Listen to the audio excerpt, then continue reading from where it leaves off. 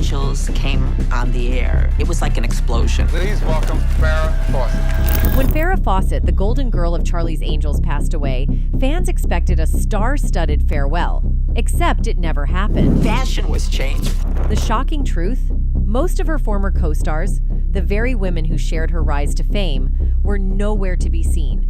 Choices based on how her creativity could most blossom. So what really happened behind the closed doors of that funeral? Was it grief or guilt? Old feuds, jealousy, and Hollywood politics have a way of haunting even the dead. And Farrah's send-off might have been the ultimate silent scandal. So let's get into it. Hollywood remembers Farrah Fawcett as an icon. That sun-kissed smile, the red swimsuit poster that defined a generation, and of course the feathered hair that became the look of the 1970s. She was more than just another TV beauty. She was the angel who turned a network show into a cultural phenomenon. But behind the fame, behind the perfect hair and radiant confidence, Farrah's life was a storm of ego clashes, jealousy, and deep Hollywood grudges that never fully healed.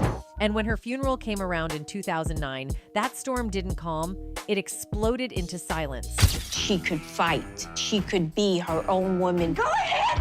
She was on top of the world, and that's when everything changed. Because while the world mourned her own Charlie's Angels co-stars, the women who had shared her stardom, her rise, and her battles didn't show up. And that silence said more than any eulogy ever could. When Charlie's Angels hit television screens in 1976, it didn't just premiere, it exploded. Overnight, Farrah Fawcett went from a rising model actress to the most recognizable face in America. The show was a phenomenon, and Farrah was its golden ticket. Her poster, that famous red swimsuit photo, sold over 12 million copies, and suddenly she wasn't just a TV star, she was the fantasy of the decade. But here's the thing, Hollywood never tells you. When one woman shines too bright, the others start to fade. And that's exactly what began to happen behind the scenes of Charlie's Angels. Farrah's popularity skyrocketed so fast that it disrupted the delicate balance on set. She became the studio's obsession, the media's darling, and the audience's fixation. Television into a new era. She brought sexuality to a new era. Every time she smiled on camera, the ratings soared, and ABC knew it. They didn't just promote Charlie's Angels anymore. They promoted Farrah. Her face was on every billboard, every cereal box, every magazine cover, while her co-stars, Kate Jackson and Jaclyn Smith, were often reduced to background figures in their own show.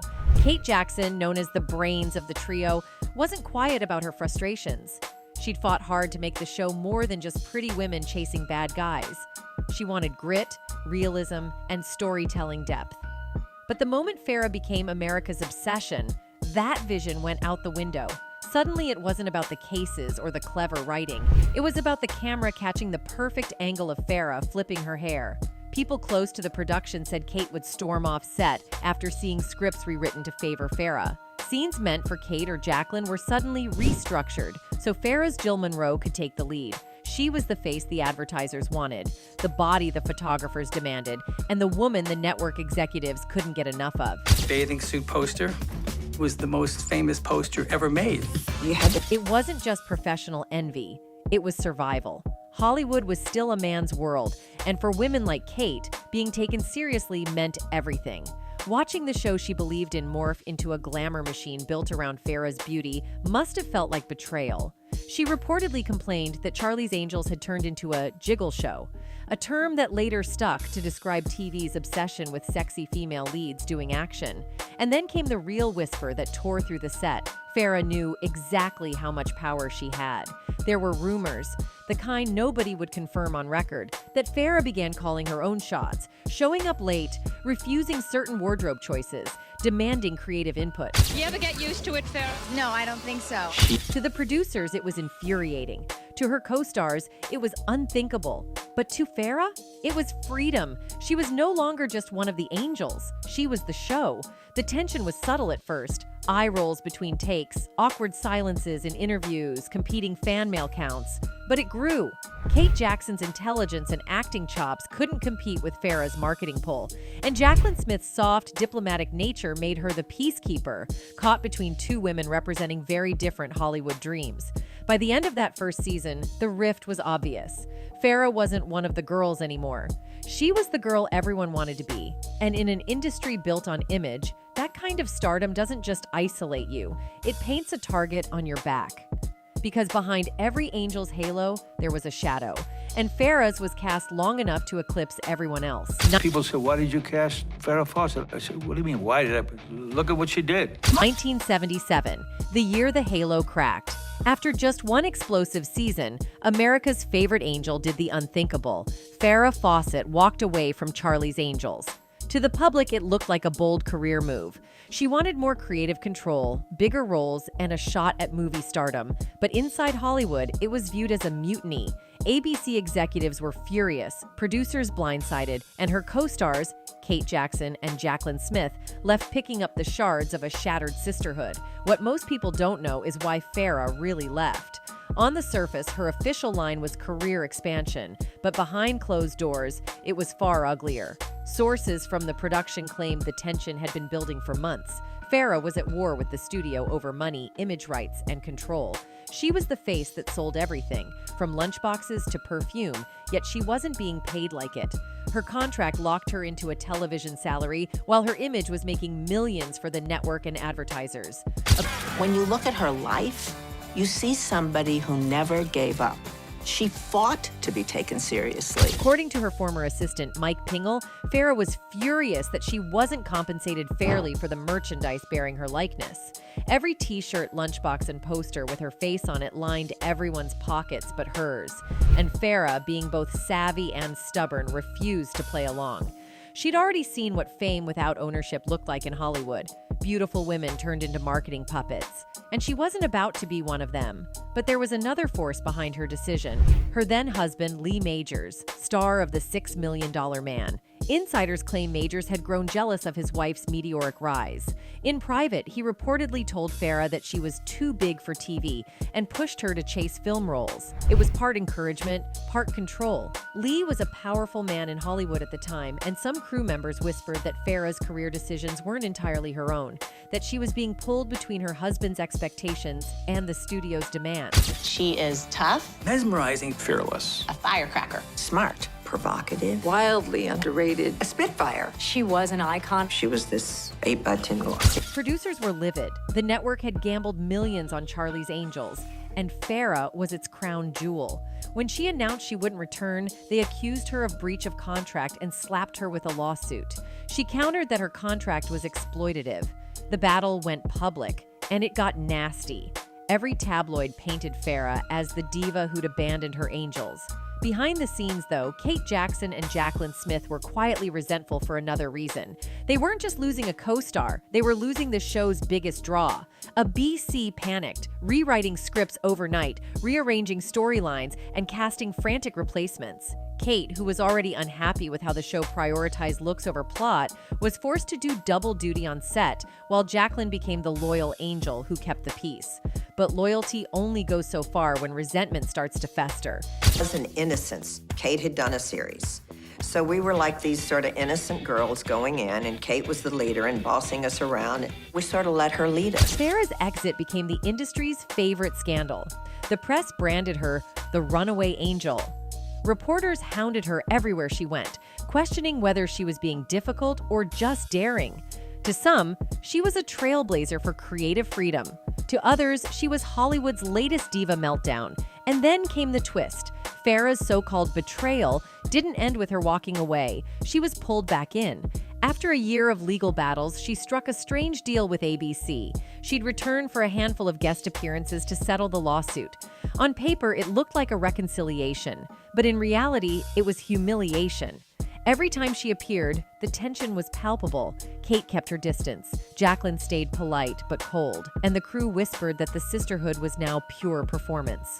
She would prepare for a scene in a very unusual way, and she'd let out this stream of words that we didn't want to, from Texas, we wouldn't say in public. What began as a fight for artistic independence had turned into a Hollywood war zone. Farrah's decision to leave Charlie's Angels didn't just fracture the cast. It exposed the underbelly of the show's glitzy image. The sisterhood of angels the public adored was a facade built on contracts, egos, and unpaid smiles. And the worst part? Farrah's exit may have set her free, but it left a bitter taste that lingered for decades, one that followed her all the way to her funeral, where old wounds still hadn't healed. Because in Hollywood, betrayal doesn't die. It just gets dressed in black. And, you know, she said, well, it frees me up so I can't embarrass myself. It was new for both of us, and there was a bond. Apparently, Fawcett was offered a long-term contract with ABC and began acting on Charlie's Angels under its stipulations, but she never actually signed it. It seems that she was always in the midst of negotiating her likeness rights. ABC offered her a very small percentage for merch sales, and she was never happy with it. As Pingle put it, even in '77, she knew the power of her imagery and what money can come with that, and what she's worth as far as that's concerned. They were only offering her 2.5% of the merchandise. At that point, she already had her own poster coming out. She knew she wanted much more than that for her image and her rights. And that's why she didn't sign the contract. She kept saying to them, "Can we renegotiate this?" Evidently not. Fawcett quit, able to skip out on 4 years of Charlie's Angels she had presumably agreed to. As a make-good maneuver, she did agree to return to Charlie's Angels for 6 episodes. That part of the contract she fulfilled. It might have been worse than Pingle even remembered. An article in Vanity Fair put her merch earnings at only 2%. Tracked with a fine-tooth comb and come up with things that even her attorney hadn't seen. Also, Fawcett seemingly didn't want to be stuck playing Jill Monroe forever. The actress wasn't feeling very challenged on a show like Charlie's Angels and wanted to expand her range. Fawcett already had a thriving TV career before Charlie's Angels, appearing in episodes of Mayberry, RFD, The Flying Nun, The Partridge Family, and many others. Fawcett seems to have sensed that Jill wasn't a very interesting character. Or as Pingle put it, at that point, I think she was like, I'm pretty good at doing something like this. Farrah was wanting to expand her acting. The progression came, and at the end of the first season, she wanted more as an actress. People are going to hate me for saying this, but she was done with the cookie-cutter Jill Monroe, the beautiful girl that episode after episode did the same thing.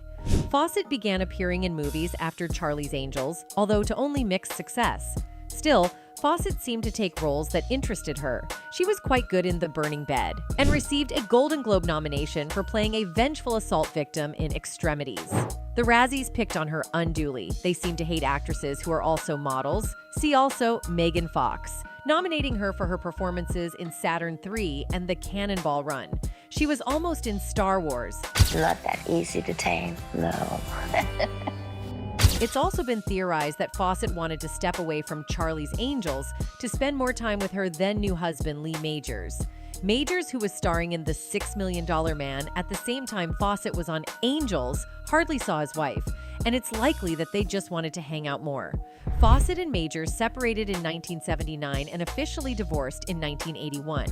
When Cheryl Ladd stepped onto the Charlie's Angels set in 1977, she wasn't just walking into a new role, she was stepping into a ghost story. The ghost of Farrah Fawcett haunted every inch of that soundstage. Every light, every line, every lens was still calibrated for her. Cheryl's job wasn't just to play Jill Monroe's younger sister, Chris. It was to convince America that Charlie's Angels could survive without its brightest star. After the first season. I mean, talk about pressure, but she crushed it. But in Hollywood, there's nothing harder than following an icon, especially one who left chaos in her wake. From the moment Cheryl's casting was announced, the press pounced. Tabloids branded her the substitute angel, Farrah's stand-in, even the knockoff blonde.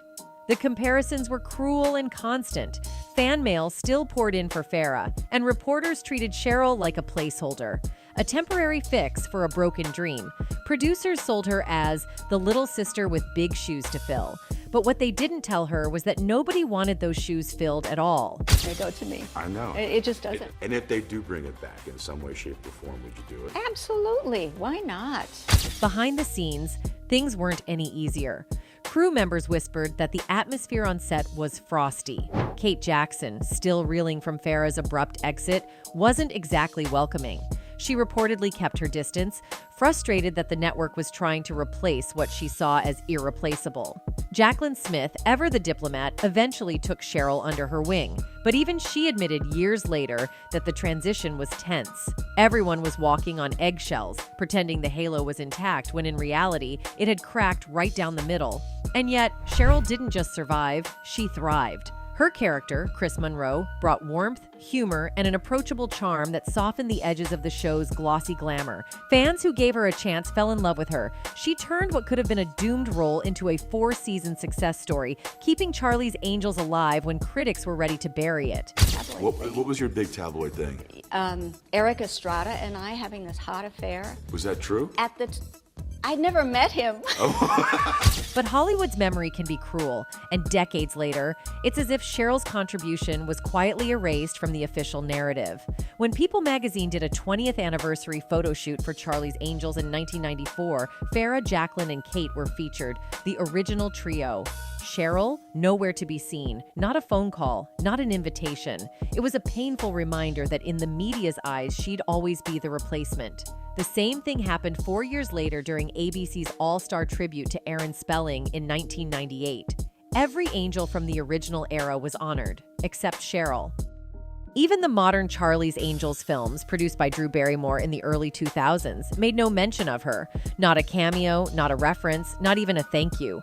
Hollywood had effectively rewritten history, erasing the woman who kept the franchise alive when it was hanging by a thread. It's baffling when you think about it. Cheryl Ladd wasn't some one-season fill-in like Shelley Hack or Tanya Roberts. She was there 4 years, longer than Farrah, longer than Kate. She stabilized a show that could have died in its sophomore season and turned Chris Monroe into a fan favorite. Yet to this day, when networks roll nostalgic montages or magazines print then and now features, Cheryl's name is often missing. And I kept my robe on the whole time. And the director says, "Okay, Cheryl, we're ready to go." And I dropped my robe and the whole crew went, "Oh!" Some say it's politics. Others say it's legacy control, that the studio and the media chose to immortalize the original 3 because it's cleaner, more iconic, and easier to market. But people who were there know better. They say the coldness came from inside the sisterhood itself. Kate Jackson never fully accepted Cheryl as an equal. Jaclyn Smith, while kind, stayed loyal to the original trio. And Farrah, she reportedly appreciated Cheryl's professionalism, but viewed her success as proof that someone else could take her place, something her ego never liked to acknowledge. For Cheryl, the disrespect didn't end with the show. Even in interviews decades later, she's been asked more about Farrah than about her own career, as if her 4 years as an angel were just a footnote in someone else's story. Between 10:02 and 10:07 of every episode, there was always one of the angels in a wet t-shirt. But the fans remember. Across fan forums, documentaries, and nostalgic blogs, a quiet rebellion has formed. People have started calling out the hypocrisy, how the media continues to romanticize the original angels while ignoring the woman who actually saved the show. They point out the absurdity.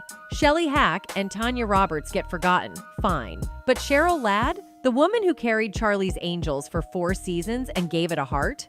That's not an oversight, that's a choice. Cheryl once said in an interview, "It was tough being the new angel, but I was proud of what I did. I kept my head up and did the work, and that's the truth." She earned her wings, even if Hollywood never pinned them on her.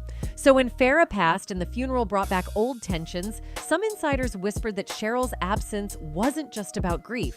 It was about everything that came before. Years of exclusion, subtle slights, and the unspoken rule that she'd never truly belonged to the Charlie's Angels sisterhood. She would talk to you in a way that other relatives didn't. I'll always remember that. She was amazing.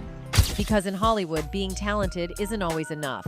Sometimes, no matter how hard you fight, the ghost you replaced keeps haunting you. By the time Charlie's Angels hit its 3rd season, Kate Jackson had had enough of the scripts, the network, and according to insiders, the Farrah effect. She'd started as the grounded, intellectual angel, the one with depth and a detective's edge. But as the ratings climbed, the show leaned harder into bikinis and glamour shots. For Kate, it wasn't just insulting, it was artistic betrayal.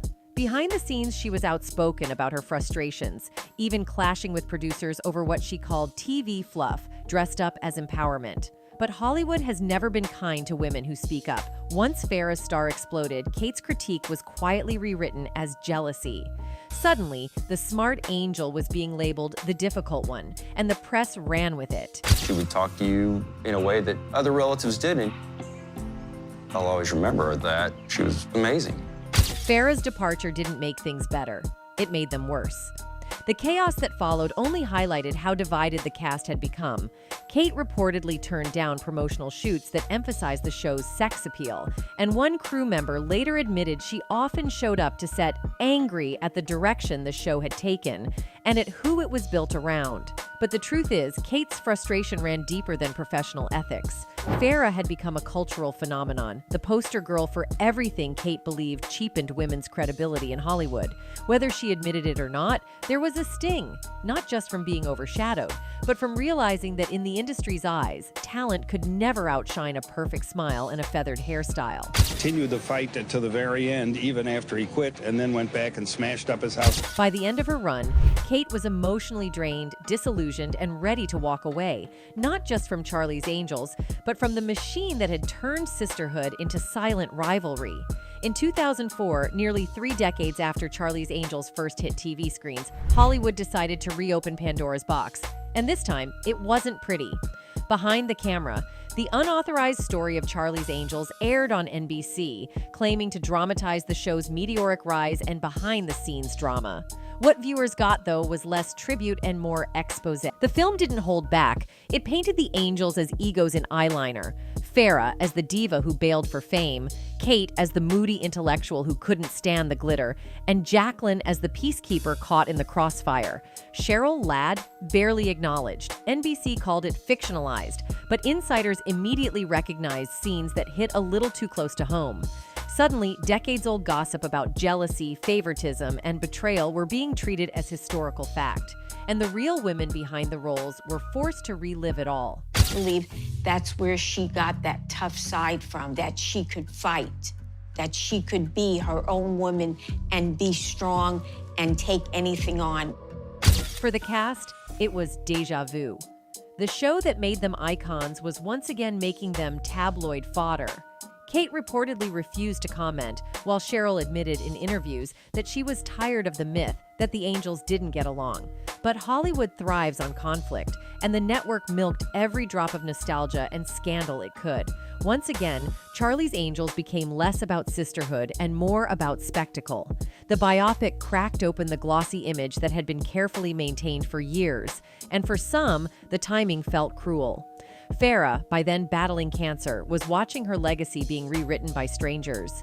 And as the credits rolled, one thing became clear. Hollywood doesn't forgive or forget. It just waits for the right moment to remind you of your worst chapter. No, everyone in Hollywood thinks, how can she do this? Farrah Fawcett's love life was every bit as headline-grabbing as her career, and far more tragic. For 3 decades, her on-again, off-again relationship with actor Ryan O'Neal played out like a Hollywood soap opera. Passion, betrayal, scandal, and ultimately, heartbreak. On camera, they were the golden couple. Off camera, they were a storm waiting to explode. She'd been out here 2 weeks. Oh. And I just kind of captured her. That was it. People close to Farrah said Ryan was magnetic but manipulative, a man who thrived on control. He could charm a room 1 minute and destroy it the next. When they were together, it was fireworks. When they fought, it was front-page news. Hollywood insiders whispered that Farrah's fierce independence clashed with O'Neal's ego, and that his jealousy bordered on obsession. He wanted her, but he also wanted to own her. And that dangerous mix followed them until her dying day. Farrah on the $6 Million Man many, many times. So her career was really catapulted by Lee Majors. When Farrah was diagnosed with cancer, Ryan stepped back into her life, not as a lover, but as her caretaker. To the public, he was the devoted partner nursing his soulmate through her final battle. But behind closed doors, things weren't as pure as they seemed. Rumors spread that Ryan controlled who could visit her, even banning some of her old friends and Charlie's Angels co-stars. One shocking story claimed Farrah begged to spend her last days at Cher's Malibu home, just to see the ocean one last time. Ryan allegedly refused. He wanted her where he could watch her, not where Hollywood could. By then, Farrah was heavily sedated, sometimes so out of it that she didn't recognize him. In one haunting moment, Ryan reportedly asked, "Who am I?" And Farrah, staring blankly, replied, "Steve." When told Steve was the man who brought her medication, Ryan cracked a grim joke, but no one was laughing. And as Farrah faded, Ryan's behavior grew stranger. He joked about her estate, about finding the password to her safe, even about filming their wedding. Friends and even his own son, Griffin O'Neill, accused him of circling like a vulture, calling his tears crocodile, and claiming Ryan was obsessed with making sure he stayed in the will. He thought he was going to get everything, Griffin said bluntly. He marries her quickly and then wants her to be a stay-at-home wife. One of the great rumors about... But Ryan's reputation for chaos didn't stop there. Years before Farrah's illness, the two had split after she caught him cheating with a 25-year-old actress, a fight that ended with Farrah storming out and reportedly trying to steal back a decorative angel statue from his home, a bitter symbol of the woman the world called the fallen angel. Still, despite all the turmoil, she never completely let him go. Their relationship was toxic yet magnetic, two people addicted to each other's destruction. Even in her final moments, Ryan claimed she agreed to marry him at last, saying, "I've asked her to marry me again, and she's agreed." But to those who knew Farrah best, it was just another O'Neill performance, a scene staged for sympathy and the cameras. He was a man's man. He was a hunter, and she's a gourmet cook, and he wanted her cooking those delicious meals and making German chocolate cake.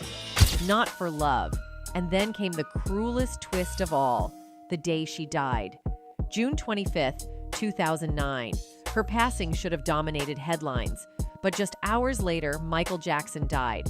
And suddenly, Farrah's story vanished from the front page. Her life, her fight, her death, completely overshadowed. Even in death, Hollywood found a way to steal her spotlight. Ryan wept on camera, but off camera, friends whispered that Farrah's final years were spent not only fighting cancer, but fighting to keep her dignity. The woman who once defined beauty, power, and independence had become trapped in a life she no longer controlled. And the angels who once stood beside her, many never got to say goodbye. Kind of got traded off amongst all the girls, whether it was Kate Jackson or Jaclyn Smith or even their stand-ins. I mean, they were all just kind of shuffling me around. So for my tragic ending wasn't just the story of a woman losing her life, it was the story of a woman losing control of her narrative. The tabloids called it love, but those who were there called it something else entirely, possession disguised as devotion.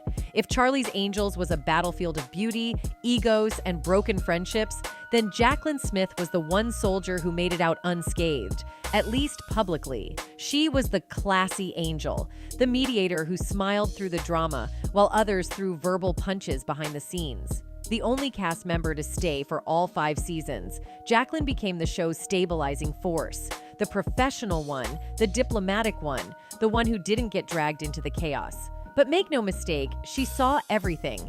Back then, Jaclyn played peacekeeper between Farrah's soaring fame and Kate Jackson's growing frustration. She understood both sides, Kate's artistic disappointment and Farrah's hunger for independence. But that balancing act came with a cost. Insiders say Jaclyn often bit her tongue, quietly resentful that Farrah's departure nearly tanked the show and left her to help hold it together. When Cheryl Ladd joined the cast, it was Jaclyn who took her under her wing, partly out of kindness, partly out of exhaustion from years of behind-the-scenes tension. But the silence didn't end when the show did. As Farrah's life spiraled into tragedy, Jaclyn kept her distance, polite in interviews, but noticeably absent when things got dark. When Farrah fell ill, Jaclyn publicly praised her strength and legacy, but off the record, there were whispers she disagreed with how Ryan O'Neill handled everything, from restricting visitors to turning Farrah's illness into a media spectacle. Some insiders even claimed Jaclyn was invited to see Farrah near the end, but declined, saying she wanted to remember her as she was. Fast forward to today, and Jaclyn's tone has softened, at least on camera. 15 years after Farrah's death, she speaks warmly of their bond, telling People magazine that the trio, her, Farrah, and Kate, shared a camaraderie of history that fame could never erase. She describes Farrah as a true girlfriend, kind, funny, uncompetitive. She even recalled Farrah being the first to visit her after the birth of her child. a sentimental image that feels worlds away from the icy distance reported years earlier. And now, Jacqueline co-chairs the Farrah Fawcett Foundation's annual gala, smiling for cameras in memory of her fallen friend. But Hollywood watchers can't help but notice how carefully she chooses her words. Never too personal, never too revealing, always diplomatic, always composed. It's easy to call it grace. But some say it's guilt. The guilt of having survived the chaos unscathed while others paid the price. Jacqueline Smith became the angel who stayed, the angel who never rebelled, the angel who made peace by keeping secrets. And in the end, that silence may have protected her career, but it also left her story forever half-told. When Farrah passed away in June 2009, fans expected a powerful reunion, a final show of solidarity from the women who helped define 70s television. But the funeral came and went, and many of her former castmates were absent. Jacqueline Smith later claimed she was there in spirit and had spoken to Farrah in her final days. Cheryl Ladd sent condolences but didn't attend either. Kate Jackson stayed quiet, completely off the radar. Hollywood insiders say it wasn't just scheduling or grief. It was decades of resentment, jealousy, and complicated loyalties that made a reunion impossible. Some felt they'd been shut out by Ryan O'Neal. Others reportedly refused to attend because they didn't want to face each other. After all, funerals in Hollywood aren't just farewells, they're PR minefields. After her death, the Farrah Fawcett Foundation was established to fund cancer research and patient care. The same women who couldn't stand together in life quietly supported her legacy in death, from afar. It was a symbolic gesture, but it couldn't erase the truth. Farrah Fawcett's Hollywood story ended the same way her Charlie's Angels journey began, with brilliance, controversy, and people arguing over who really knew her. Farrah Fawcett didn't just light up the screen, she burned too brightly for anyone to stand too close. Her funeral wasn't just the end of a life, it was the final chapter in a decades-long story of fame, rivalry, and betrayal. A story that proved even angels have shadows. That's it for today.